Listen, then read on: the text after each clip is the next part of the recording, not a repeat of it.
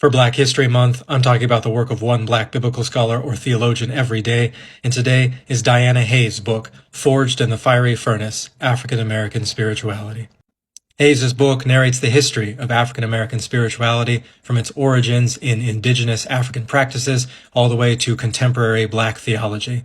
But rather than approaching this topic from the perspective of cultural anthropology or religious study as another scholar might, Hayes approaches this topic from her own background in systematic theology. And because she's approaching this from the perspective of systematic theology, she's able to make connections that other scholars might not have noticed or might not have cared to present. For example, Hayes notices interesting similarities between the theology of indigenous African spirit possession and more contemporary Christian theologies of the immediate experience of the Holy Spirit.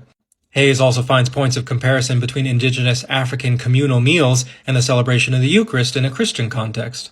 And there are some more obvious similarities between indigenous African ancestor veneration and the veneration of saints in Christian tradition. But the most valuable part of this book to me is the unique perspective that Hayes is writing from. Hayes is a womanist theologian, but she's also Catholic in a world where most womanist scholars come from a Protestant background.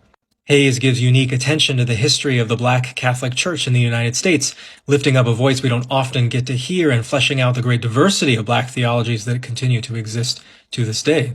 And I would highly recommend this book to anyone who is interested in Black or womanist theology and coming from a Catholic background because of the love that she shows for her tradition.